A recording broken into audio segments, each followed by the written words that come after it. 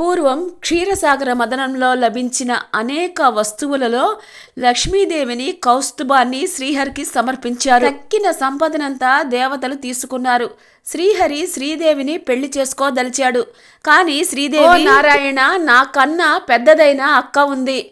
ఆ జ్యేష్ఠకు పెళ్లి కాకుండా కనిష్టనైనా నేను వివాహమాడడం ధర్మం కాదు. కనుక ముందు ఆమె పెళ్లికి సంకల్పించు" అని కోరింది. శ్రీదేవి మాటలకు అంగీకరించిన విష్ణువు ఉద్దాలకుడు అనే మునికి జ్యేష్ఠాదేవిని సమర్పించాడు. స్థూల వదన, అశుభకారిణి, అరుణనేత్రి, కఠిన ఘాత్రి, బిరుసు శిరోజాలను కలిగిన జ్యేష్ఠాదేవిని ఉద్దాలకుడు తన ఆశ్రమానికి తీసుకొని వచ్చాడు.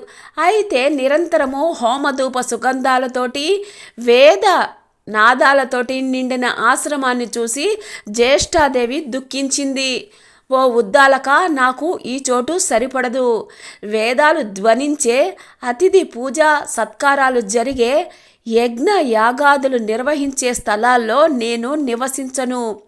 అన్యోన్య అనురాగాలు కల భార్యాభర్తలు ఉన్న చోట కానీ, పితృదేవతలు పూజింపబడే చోట కానీ, ఉద్యోగస్తుడు, నీతివేత్త, ధర్మిష్ఠుడు, ప్రేమగా మాట్లాడేవాడు, గురు పూజ చేసేవాడు ఉండే స్థలాల్లో నేను ఉండను. ఎక్కడ రాత్రింబవళ్ళు ఆలు మగలు దెప్పలాడుకుంటూ ఉంటారో, ఏ ఇంట్లో అతిథులు నిరాశతోటి ఉసూరుమంటారో, ఎక్కడైతే వృద్ధులకు, మిత్రులకు, సజ్జనులకు అవమానాలు జరుగుతూ ఉంటాయో, ఎక్కడైతే దురాచారాలు, పరద్రవ్య, పర భార్య అపహరణ శీలులైన వారు ఉంటారో అలాంటి చోట మాత్రమే నేను ఉంటాను. కళ్ళు తాగేవాళ్ళు, గోహత్యలు చేసేవాళ్ళు, బ్రహ్మహత్యాది పాతకులు ఎక్కడ ఉంటారో నేను అక్కడ ఉండడానికే ఇష్టపడతాను" అనింది.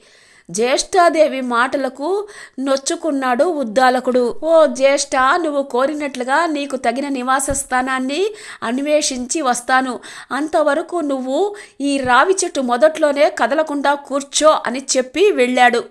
భర్త ఆజ్ఞ ప్రకారం రావి చెట్టు మొదట్లో అలాగే ఉండిపోయింది జ్యేష్ఠాదేవి. కానీ ఎన్నాళ్లకు ఉద్దాలకుడు రాకపోవడంతో పతి విరహాన్ని భరించలేక పెద్ద పెట్టిన దుఃఖించసాగింది. ఆమె రోదనలు విని ఓదార్చవలసిందిగా విష్ణువును లక్ష్మీదేవి కోరింది. "ఓ జ్యేష్ఠాదేవి, ఈ రావి చెట్టు నా అంశతో కూడి ఉంటుంది. కాబట్టి నువ్వు దీని మూలల్లో స్థిర నివాసం ఏర్పరచుకొని ఉండిపో. ప్రతి ఏటా నిన్ను పూజించే గృహస్థుల యందు లక్ష్మి నివసిస్తూ ఉంటుంది" అని చెప్పాడు. ప్రతి శనివారం రావి చెట్టు పూజనీయంగాను, అక్కడ జ్యేష్ఠాదేవిని పూజించే స్త్రీల పట్ల శ్రీదేవి అమిత కరుణ కురిపిస్తుందని విష్ణువు చెప్పాడు.